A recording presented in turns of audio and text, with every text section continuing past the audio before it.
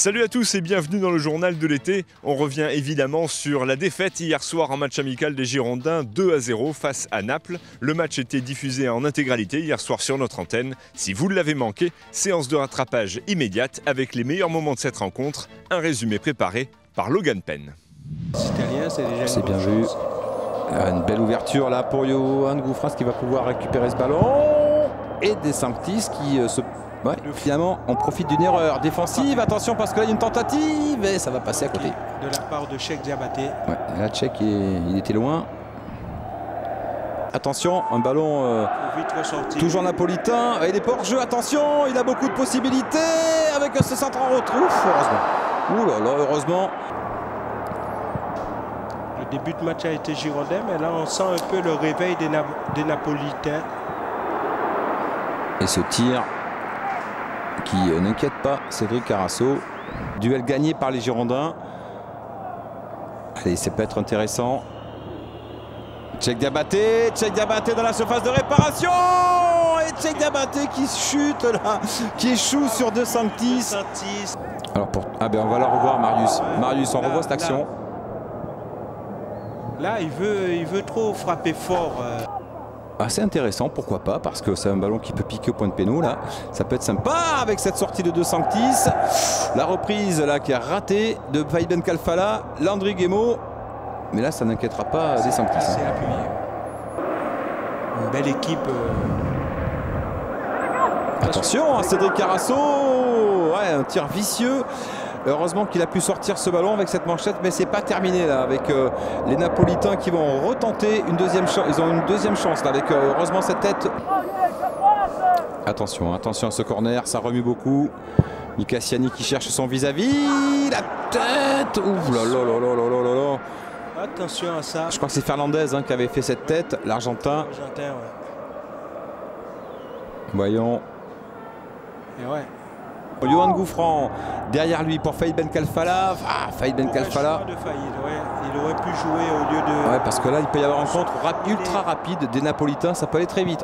Oh là là là là, surtout si on rate un ballon comme ça, attention. Cédric Carasso bien sur ses appuis. Et le but. Et ouais, voilà, il n'a pas fallu laisser beaucoup. C'est Pandef qui a marqué ce but. Voilà, Pandef. Ce que je disais. Le Macédonien, l'un des buteurs de cette équipe napolitaine, en l'absence de son buteur vedette, Cavani. Ouais. Avec lui aussi qui n'a pas suivi. Et ouais. Et ouais, du gauche, il ne laisse aucune chance à.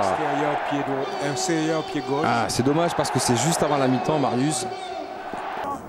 De Sanctis qui donne ses ordres, ses instructions. C'est parti. Et ça sera toujours dans les pieds girondins, cette reprise immédiate, mais là, totalement ratée. C'est Johan Gouffran qui a tenté ça. Ouais. Oula, c'était risqué. Ce ballon plein axe. Et là, c'est un ballon de 2-0 sans aucun problème. Et si, encore Cédric Carasso. Ouh là là, ils en sortent bien les Girondins de Bordeaux. Chaque incursion napolitaine. Encore une fois, attention, une deuxième chance pour les. Cédric Carasso qui la touche, je crois. Il la touche, Cédric Carasso. Non, il la touche pas. Allez, Mika Siani qui discute avec Johan Gouffran. Bien regarder le tireur. Attention, avec Cédric Carasso qui va sortir des 2 points. La tête de Benoît Triolina, c'est pas terminé. Si cette fois c'est terminé, ce qui n'est pas le cas pour l'instant parce qu'au contraire, en laissant prendre plus d'assurance. Attention à Cheikh Diabaté qui remet ce ballon derrière. Il y a des fautes, l'arbitre le dit. Henri CV là, il a hésité à y aller franco.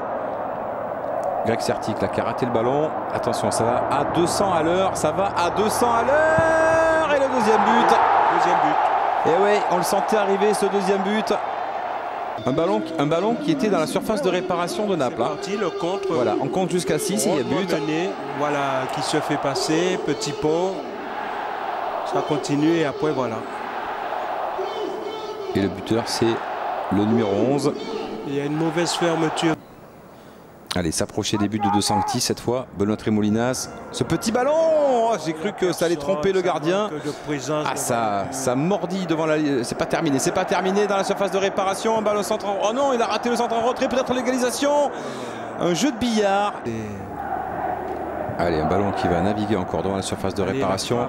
Voilà. Ouais, l'arrêt de Sanctis. Et voilà, la frappe cadrée, il n'y en a pas eu beaucoup. Frappe d'Henri CV. Il n'y en a pas eu beaucoup quand on fait le bilan, quand même, il n'y en a pas eu beaucoup, mais c'est au moins c'est la première de la deuxième mi-temps et elle est signée Henri CV, Marius. Ouais, on voit De Sanctis qui met les deux mains comme ça là pour. C'est puissant, hein, c'est puissant. Maxime Pounge. Et ça, il a main Maxime Pounge. Prendre son couloir. Ouais, précipitation, Benoît, tu peux faire autrement.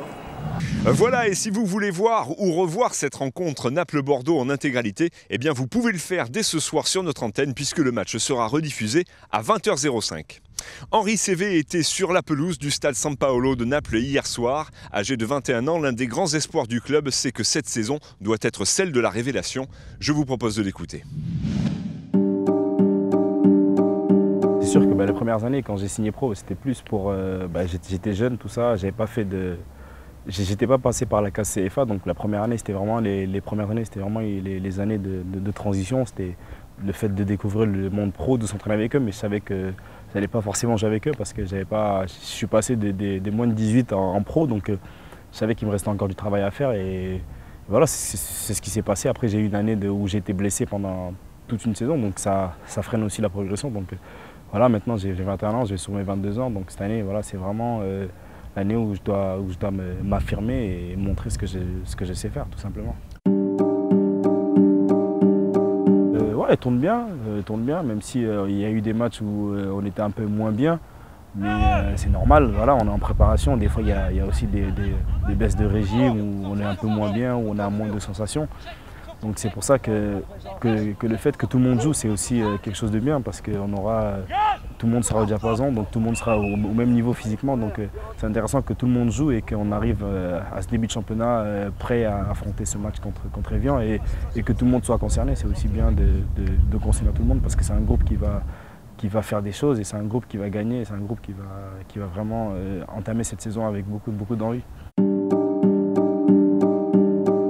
Cette saison, moi je pense qu'elle va être bonne parce que c'est un groupe qui se connaît bien déjà. On a une chance de garder le même effectif.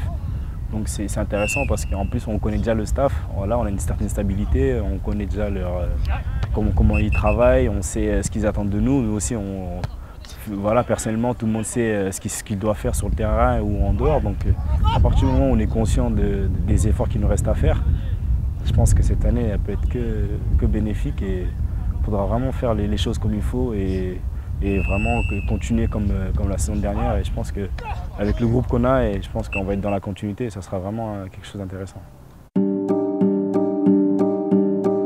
Pour nous joueurs et le club, c'est vraiment de nous qualifier parce que voilà, on s'est battu pour avoir cette 5e place. Donc vraiment, il faut la bonifier en passant ce tour préliminaire. Donc, il faudra tout faire, ça va jouer sur 2 matchs, il faudra vraiment tout faire pour se qualifier. Et quand on va se qualifier, là on verra vraiment, ça sera bien de retrouver l'Europe avec Bordeaux, c'est sûr. Et voilà, c'est la fin de ce journal de l'été. Restez avec nous, les programmes continuent sur Girondin TV.